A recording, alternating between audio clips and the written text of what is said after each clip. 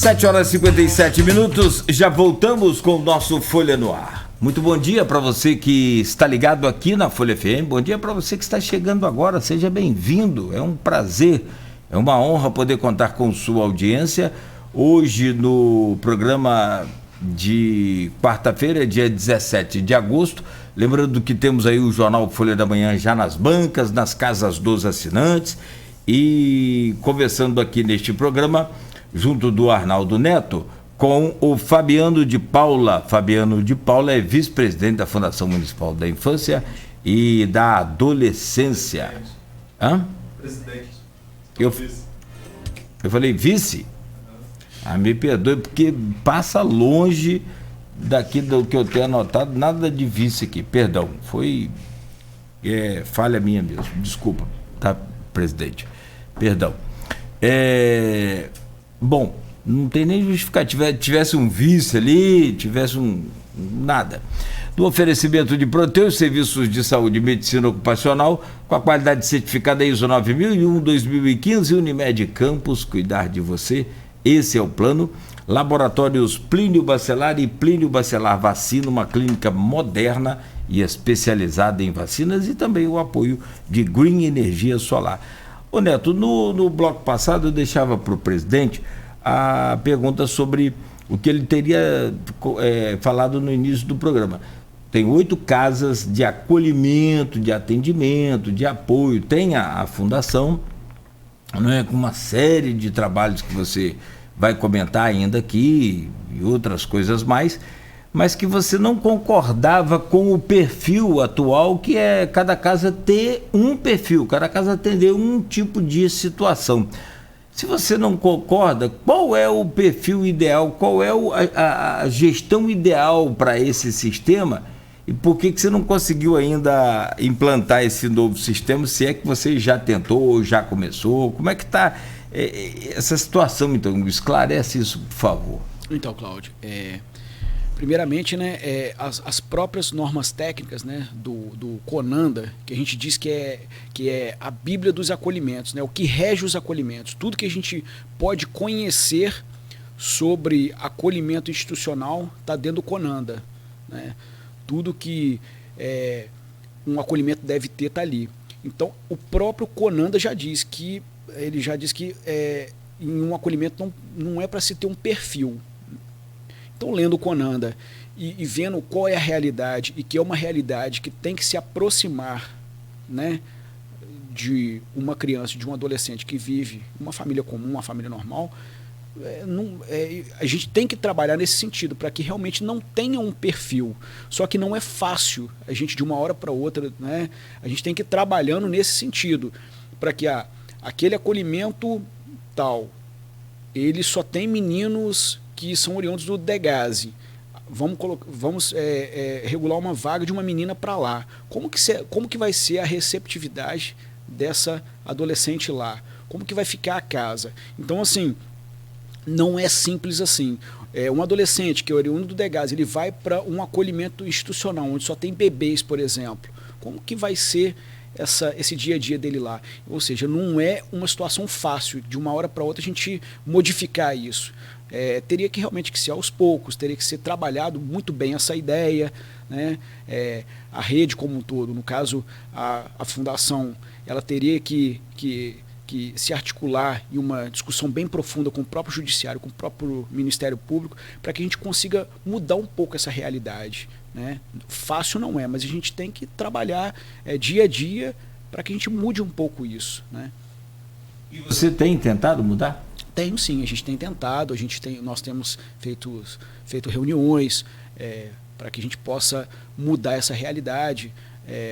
Nós temos técnicos, né, na Fundação e na nossa central de regulação de vagas, pedagogos, psicopedagogos, assistentes sociais, uma equipe técnica toda voltada para essa regulação de vagas. E a gente discute muito sobre isso, né, porque é importante a gente crescer em um lar onde a gente não tenha só um tipo de adolescente, um tipo de criança. Eu não fui criado assim, eu tive 2 irmãos no caso, né? Não sei qual foi o cotidiano de vida, né, de vocês aqui. Tenho 2 irmãs. Sim. Apanhava muito.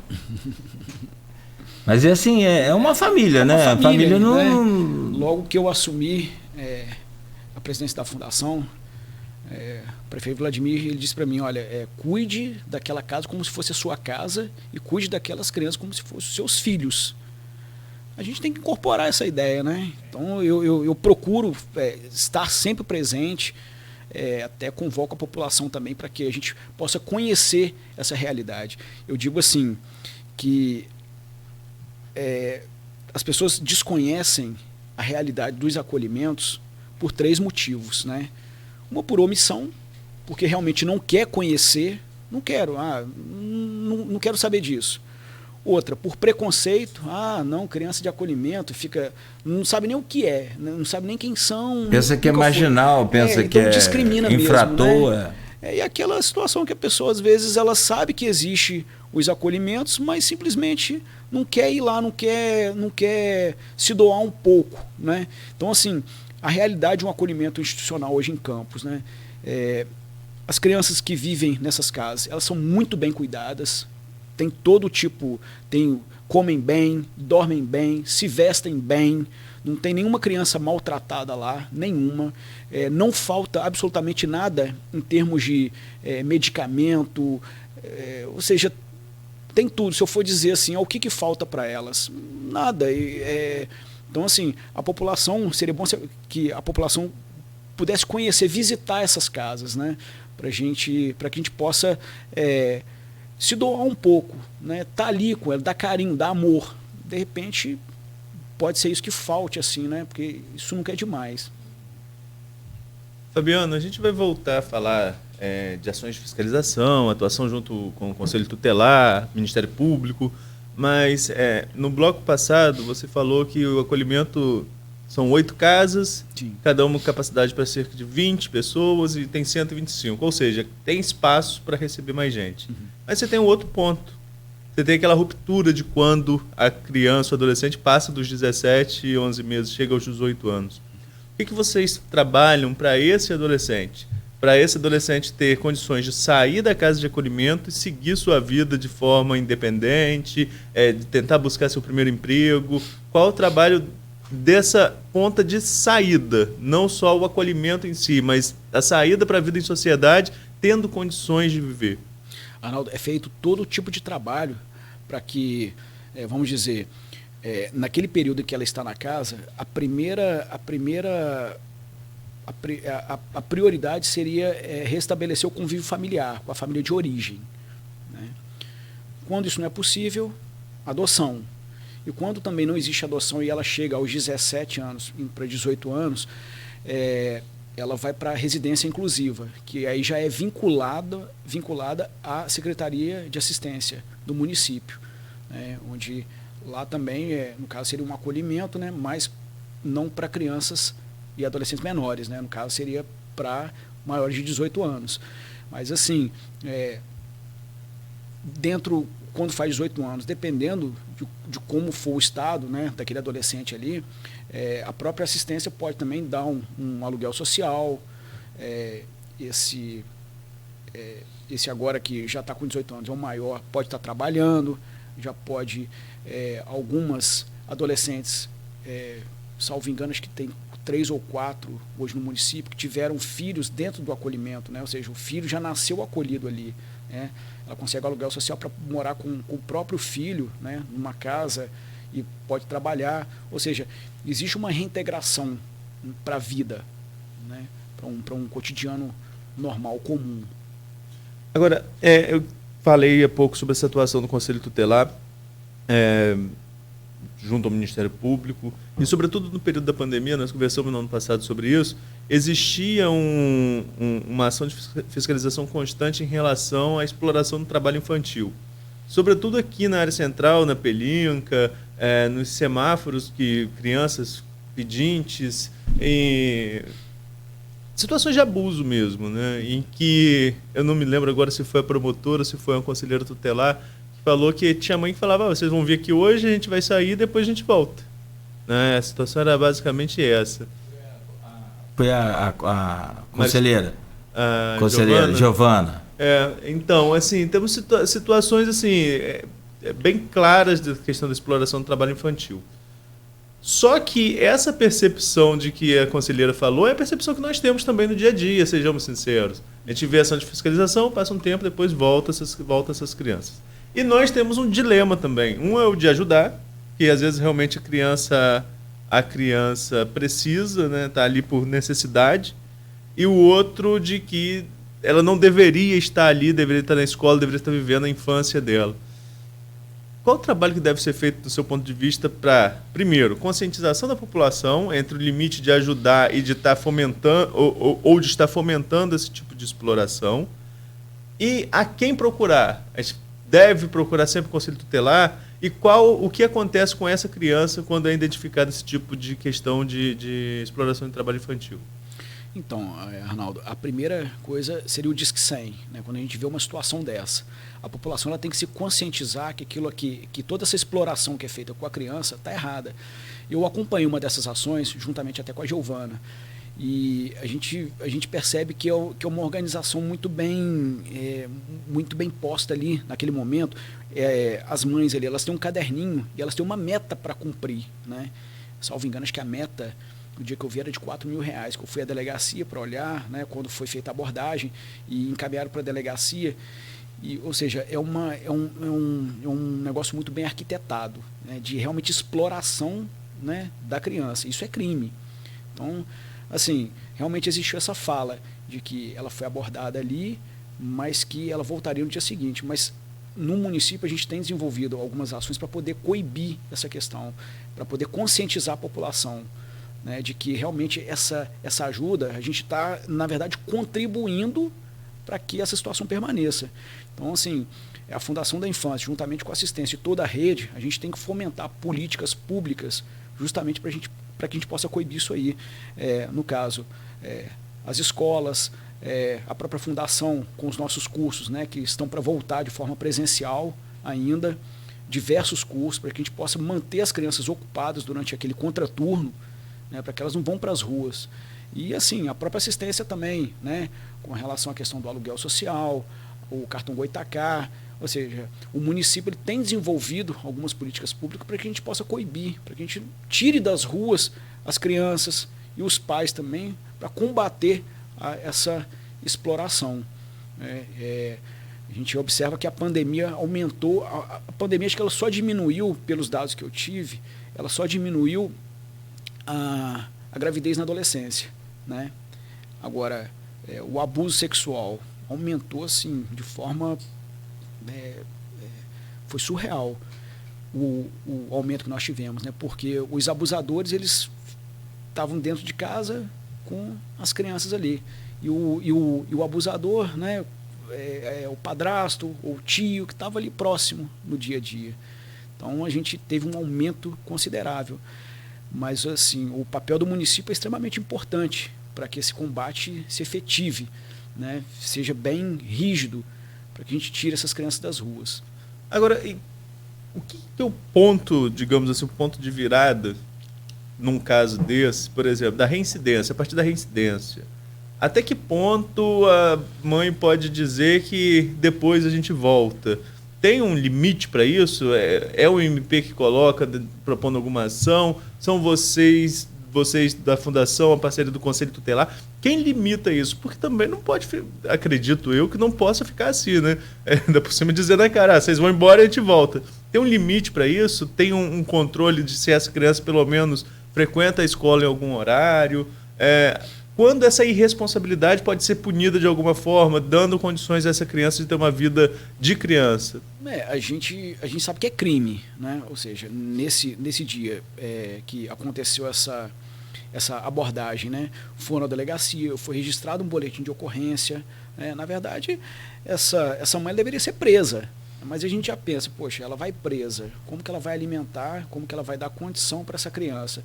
Ou seja, a gente vive numa situação que é complicado, a gente sabe que não pode, a gente tem que conscientizar a população, né, porque a gente sabe que dar essa ajuda ali está errado, porque a gente vai manter, vamos dizer, é uma renda boa que elas tiram ali durante o dia, Ou seja, é extremamente complicado. Esse combate no dia a dia. É o Conselho Tutelar em cima, né? É a população entender que está errado para que a gente possa combater e tirar essas crianças das ruas. No bloco passado também, você colocou aqui com o Nogueira a questão do trabalho infantil, que sempre gera polêmica. Na nossa última conversa, inclusive, levamos um bom tempo falando sobre isso, e acredito que com a promotora também. Sim.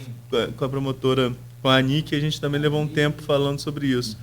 A questão do trabalho do adolescente. A criança não trabalha, né? É bom, essa era a questão que eu queria colocar. A gente falou mais cedo na conversa que a criança pode trabalhar.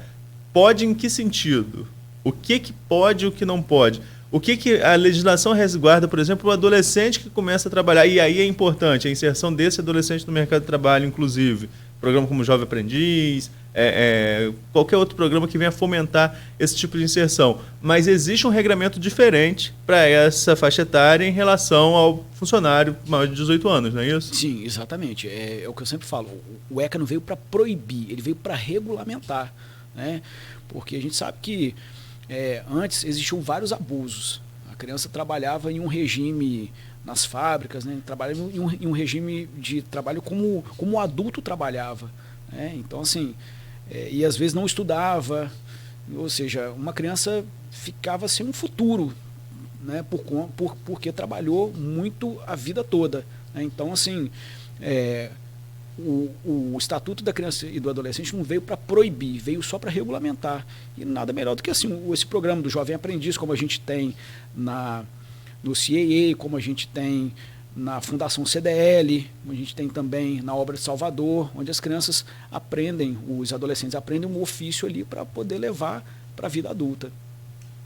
Fabiano, e a gente falava mais cedo sobre essa questão da qualificação dessa criança, desse menor, aí falando mais do menor acolhido, né, para inserção no mercado de trabalho.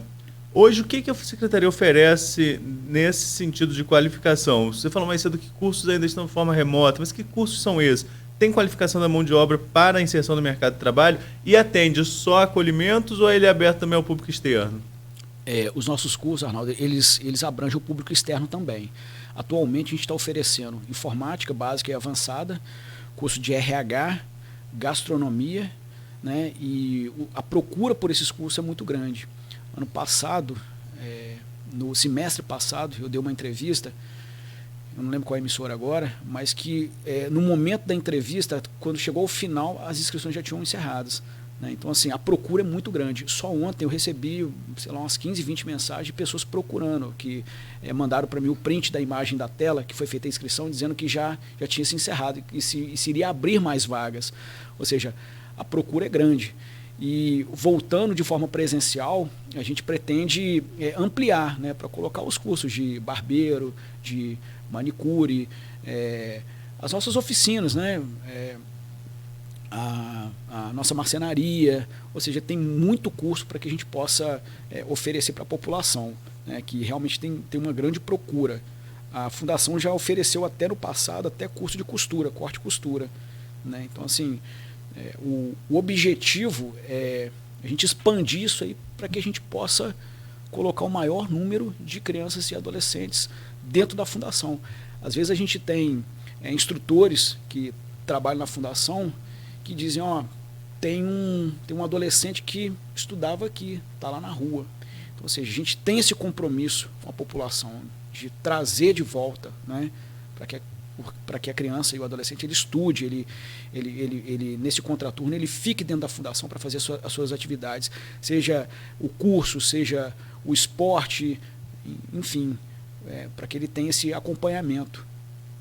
Olha, eu não sei como é que é feita a escolha desses jovens ou se é ele mesmo que escolhe, né, o perfil de cada um. Tipo, você vai fazer o curso de culinária. Naturalmente deve ser autoseleção, né? Eles mesmos decidem. Sim, decidem. Mas deixa eu dar um exemplo aqui, falando de corte e costura. Minha mãe é costureira. Hoje, né, parou, mas durante a vida toda ela costurou. E você vê, cara, ganhava dinheiro e autodidata, não estudou, não fez nada. Você compra qualquer calça, eu gosto de fazer bainha, não gosto dessas calças muito compridas, bicho. Que R$20 uma bainha, e o que mais me impressionou não foi o valor, não. Você põe daqui 15 dias. Falei, daqui 15 dias? Claro. Ô, saudade de mamãe, eu vou levar lá para ela. Mas é impressionante, você fala, todo mundo tem esse movimento? Não sei, mas aqui no centro, por exemplo, nessas lojinhas aqui principalmente da pandemia, né, de recuperação de roupa, do caso desse bainha, cara, o que eu penso sobre essa questão de formação de jovem é assim, se você sabe fazer alguma coisa, cortar um cabelo, se você tem noção de informática, automaticamente o seu cérebro vai te colocar dentro das coisas, não? Não, sim, assim, o prazer que dá pra gente quando a gente, quando eu encontro um ex-aluno da fundação, né? Você é o presidente, né? Eu digo sim, eu já estudei lá, eu fiz curso de informática, hoje eu trabalho na empresa tal. Ou um formando recente agora, né? Que eu já encontrei 2 ou 3 na rua e disse, eu já estou empregado em tal empresa, já estou trabalhando, formei, quem assinou meu diploma foi você. Isso dá uma sensação de dever cumprido que é impressionante, é muito satisfatório, é muito bom a gente sentir que o trabalho que a gente faz ali, que a gente sua, que a gente rala para conseguir, né, que a gente oferece e a gente vê que está dando certo, é muito bom. É pena que alguns empresários interpretam a coisa assim, entre a multa por eu não dar, porque a lei para o primeiro emprego também é muito complicada. Estava conversando aqui com o Beto, tem filho agora, adolescente, vai fazer 18 anos, fez 18 anos, né? O primeiro emprego é muito difícil. Você vai lá, tem uma vaga para a pessoa lá. Experiência, não sei disso. Como que é o meu primeiro emprego se eu vou ter experiência aonde? Então, entra a lei do primeiro emprego, jovem aprendiz, aquela coisa. Só que a lei ela exige para empresas com determinados números de funcionários, a partir de tantos funcionários, você tem que ter um jovem aprendiz por cada, acho que é 100 ou 50, eu não sei de cabeça aqui. E ainda existem empresários que preferem. Então, mas é isso que eu ia falar. Entre ter um jovem aprendiz aqui, ou conversei com o cara falou comigo, Cláudio, entre ter um jovem aqui aprendendo aqui comigo aqui, eu prefiro pagar a multa, vai me atrapalhar, vai dar problema, vai não sei o quê. Eu falei, rapaz, é um jovem, você já foi jovem. É um investimento, inclusive. Ô, Jesus Cristo, não é, Arnaldo? E você nunca foi jovem, não? Nunca ninguém te deu oportunidade na vida? Sei lá, a cabeça de cada um. Mas, infelizmente, tem muito disso. Sim. Por outro lado, não. O jovem ele precisa de um empurrãozinho às vezes, né? E principalmente esses que vêm do Degase, eu vejo assim, eles caminham em cima do muro, né? Ou vai para o lado bom, né? Se der uma oportunidade para ele, se ninguém der, ele cai para o outro lado, que geralmente é o lado do tráfico, né? Alguns ali, adolescentes, já tem filho para criar, né? Ou seja, vão sair dali. Se ninguém der uma oportunidade, cai para o lado, vamos dizer, fácil, né? Eu queria voltar um pouquinho a fita aqui, naquele tempo de fita cassete. Você falou aí um assunto que, deixa eu ver aqui, nós já ouvimos falar sobre isso, o negócio de meta não, de um caderninho, e que as mães falam, não, aqui na rua a gente ganha muito mais do que qualquer emprego. Agora, você falou que pegou um caderninho de uma mãe dessa, viu um caderninho de uma mãe dessa, não sei se pegou. Tinha lá meta de 4 mil. 4 mil como? Por mês, por semana? Por mês, R$4.000 por mês. É uma meta. Assim que elas batem essa meta, meta de quê? De arrecadação. Sim, dinheiro. Não está vendendo nada, não. Não, vão ali no sinal, fazem, né, pedem ali o dinheiro e a meta ali é R$4.000. Quem bota essa meta? De onde vem esse caderninho? Delas mesmas. Ela mesma. Não tem nenhum comandante, não tem nenhum esquema disso aí. Aparentemente não. Você está entendendo, né, Arnaldo? Sim. O que eu vi foi isso. Ela estava com um caderninho, né, na delegacia, onde estava lá. Que, amigo, né? no estado do Rio, São Paulo, o crime é um negócio tão absurdo. Semana passada, retrasada, o pessoal no Rio estava todo travestido de funcionário da Light, com um caminhão também travestido de caminhão da Light, roubando transformador nas ruas. Essa semana roubaram em São Paulo a esposa do Marcola. Aí devolveram, fizeram pix, pediram perdão, deu uma confusão dos infernos. Agora eu estou lendo aqui, turista no Rio teve a cama do hotel onde estava roubada. Então assim, eu não... Esse negócio dessas balinhas aí que são vendidas nos sinais, já me falaram muitas vezes que isso é um esquema que tem por trás dessas pessoas. Sim, também acredito que sim. Eu não tenho também nenhuma prova, me falaram, você tem alguma... Não, eu acredito que sim, né? Essas vendas também, né? Isso aí também é o que faz com que as crianças fiquem ali no trânsito vendendo, ou seja, faz parte de todo esse esquema aí, né? Dessas metas também. Mas nesse dia que foi feita essa abordagem pelo Conselho Tutelar, elas apreenderam esse caderninho onde estava ali descrito certinho, né? A meta que elas deveriam alcançar, e bateu essa meta, elas saem do trânsito ali, vão embora para casa, ou seja, aqueles R$4.000 ele já dá para pagar as contas, né, vamos dizer assim, do mês delas. 4.000 trabalhando de segunda a sexta, sábado também não, né? Segunda a sexta vai dar 200 por dia. 200? É um pouco menos de 200 por dia, né? Chega pela manhã e sai no final do dia, com a quantidade de carros que passa por ali, eu acredito que não seja, vamos dizer assim, tão difícil para fazer essa arrecadação. A questão é a população se conscientizar do que está fazendo ali para elas, né? Que não é bom fazer aquilo, né? Que isso aí mantém elas nas ruas. Bom, Arnaldo, você quer fazer um rápido intervalo aqui, a gente fechar o programa? O Renato Carvalho de Oliveira comenta aqui, nós já até falamos sobre isso. Tem também aqui o Leandro Tavares, o Almir Júnior, o secretário grande Almir. Eu sou fã do Almir também, conheço o trabalho dele, né, parceirão. Ao Fabiano pela dedicação e pelo trabalho, né, neste nobre e tão importante missão. Acho que vocês têm também uma... Sim, a gente tem um projeto juntos, né, a Secretaria Municipal da Infância e da Juventude, juntamente com a Secretaria de Agricultura. Gostaria até de agradecer ao professor Almir, porque... Está funcionando? Sim, já começaram a colher? Sim, vocês plantaram o quê? Salsinha, alface, quiabo, maracujá. Na segunda-feira agora a gente tentou programar uma coleta de abacaxi lá em São Francisco, né? Parece que tinha uns 5.000 abacaxis. Tem que ter cuidado, hein? Não, sim. Mas assim, claro, obviamente ia ter toda a equipe da Secretaria de Agricultura para que a gente pudesse fazer essa colheita. E a gente está vendo se a gente consegue marcar para amanhã, no caso, quinta-feira, essa colheita aí. E assim, é um projeto maravilhoso, porque todas as nós temos 8 casas, né, de acolhimentos, e 3 delas nós temos um espaço muito bom para fazer uma horta, né? Então essa horta para as crianças, para aprender a colher, a cultivar e a colher e saber, né, que aquele fruto, que aquele legume vai poder fazer parte da alimentação dela, né? Uma atividade bem interessante. E o professor Almir brilhantemente, né, ajudou a gente a desenvolver isso aí com a equipe dele, e é um projeto que está dando certo, projeto Horta Solidária. Logo assim que eu fui morar em Marataízes, uma das coisas que eu percebi, muita gente, né, uma quantidade assim fora do comum de gente sem um olho. Eu falei, gente, o que tem, o que acontece? Aí foram me explicar, o Nogueira, a colheita do abacaxi, que ele é uma planta com um espinho muito grande na ponta, né? Não no fruto só, mas também no pé, né? Então, é uma bromélia, né? Eu acho que é da espécie da bromélia.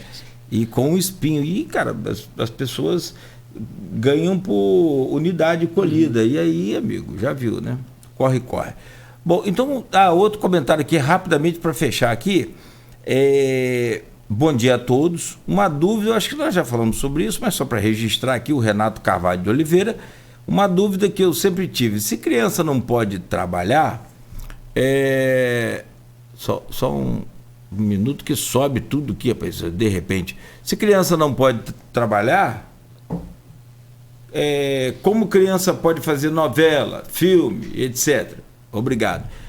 Nós falávamos mais cedo, criança pode trabalhar, né? Exatamente, está tudo dentro de uma regulamentação, né? O que não se permite são aqueles abusos que a gente já vinha falando, né?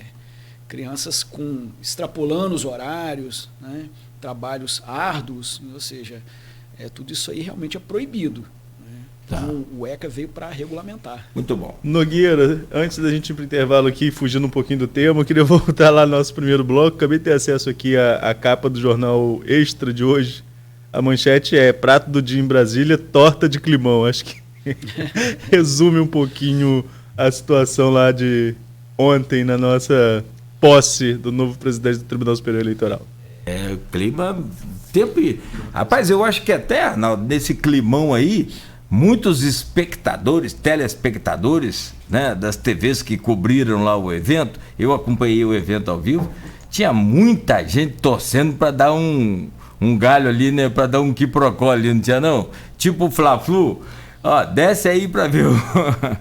Eu estava falando aqui no intervalo com o Arnaldo. O protocolo foi bem feito. Não, estava falando com o Arnaldo aqui no intervalo que ontem foi bem esperado. Eu nunca tinha assistido antes uma posse de um ministro do TSE. Nunca teve tanta importância para nós. Né? Mas ontem realmente foi esperado. Importância sempre teve, mas nunca teve tanta atenção da gente para uma posse. Por conta do clima, né? Virou um evento, transmissão em várias redes. Eu vi pela Globo News. Nacional e integral, né? O cerimonial falava sem a participação de nenhum repórter nem âncora da TV. Bom, então peço licença aos senhores, faço um brevíssimo intervalo comercial e a gente volta fechando aí esse programa de hoje para falar também de algumas ações que vocês têm feito e planejado lá.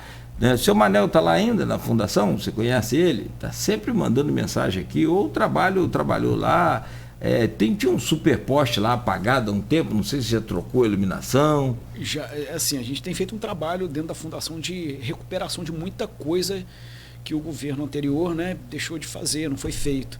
Mas Manel tem o Manel que é o mecânico e tem o Manel que é o da portaria. É o da portaria, seu Manel. Lá ainda, Todo dia ele manda mensagem aqui, Nogueira, estou aqui ligado. Hoje ele mandou, deve estar dormindo. Bom, são 8h29, nós vamos a um brevíssimo intervalo, voltamos já com o presidente Fabiano de Paula, da Fundação Municipal da Infância e da Adolescência, né, de Campos, falando aí sobre esses cuidados com os nossos jovens, menores, adolescentes, no oferecimento de Proteus, Unimed Campos, Laboratórios Plínio Bacelar e o apoio de Green Energia Solar.